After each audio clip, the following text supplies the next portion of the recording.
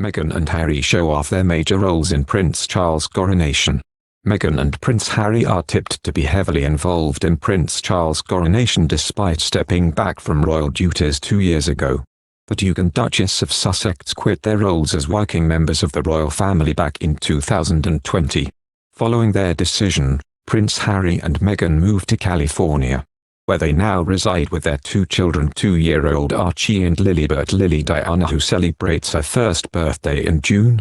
The Duke and Duchess of Sussex received the Queen's permission to leave the firm in order to live as private citizens. Despite moving across the pond and away from royal life, the Queen has said that the Sussexes will always be much-loved members of the royal family. When stepping back, Meghan and Harry declared their intentions to be financially independent. Since then, the couple has pursued business ventures including signing deals with streaming giants Netflix and Spotify, taking on roles with startup companies and launching their own charitable foundation.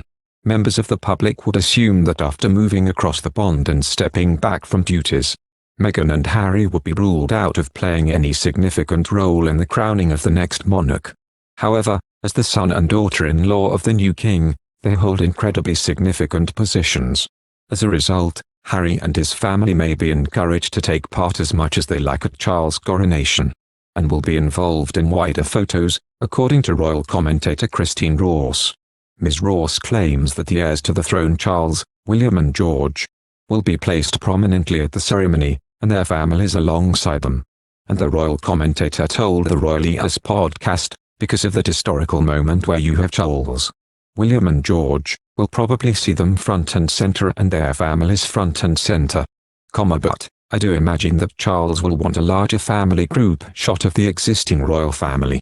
She added, I do think that Harry would be a part of that and Meghan maybe as well if she wanted to be. Prince Charles and his wife Camilla will reportedly be crowned alongside one another when he ascends to the throne. Moreover, royal insiders have said that the Prince of Wales plans to have a smaller ceremony than previous coronations. The rumoured plans mark a radical change from the coronation of Elizabeth II, who had been queen for 16 months by the time of her lavish coronation ceremony in 1953.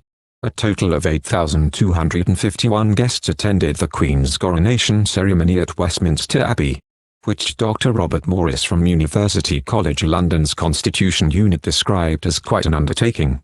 The Queen's was the first coronation ceremony to be televised, with BBC cameras installed inside the Abbey. Earlier this month, Charles and Camilla celebrated the 70th anniversary of the Queen's accession to the throne ahead of the Platinum Jubilee celebrations in June. In a special message released for her accession day, Her Majesty gave her backing to Camilla, declaring her sincere wish for her to be known as Queen Consort when Charles becomes king. The monarch's gesture provides clarification on the issue after Clarence House previously said Camilla would be known as Princess Consort, and many had speculated that this would change when the time comes. The head of state said in the written message, I would like to express my thanks to you all for your support. I remain eternally grateful for and humbled by the loyalty and affection that you continue to give me. And when, in the fullness of time, my son Charles becomes king, I know you will give him and his wife Camilla the same support that you have given me, and it is my sincere wish that, when that time comes, Camilla will be known as Queen Consort as she continues her own loyal service. Harry and Meghan lost their taxpayer-funded police protection in the aftermath of quitting as senior working royals in early 2020. The Duke, who did not attend Friday's hearing in person, is arguing that his private protection team in the US does not have adequate jurisdiction abroad, or access to UK intelligence information which is needed to keep his family safe. He briefly returned from California last year for the 1st of July unveiling of the Diana, Princess of Wales memorial statue and, the day before, on the 30th of June, he met seriously ill children and young people at a Well Child Garden party and afternoon tea in Kew Gardens, West London. It is understood the Duke's car was chased by photographers as he left. A legal representative for Harry previously said the Duke wants to fund the security himself, rather than ask taxpayers to foot the bill. However, Robert Palmer QC, for the Home Office, told the court that Harry's offer of private funding was irrelevant.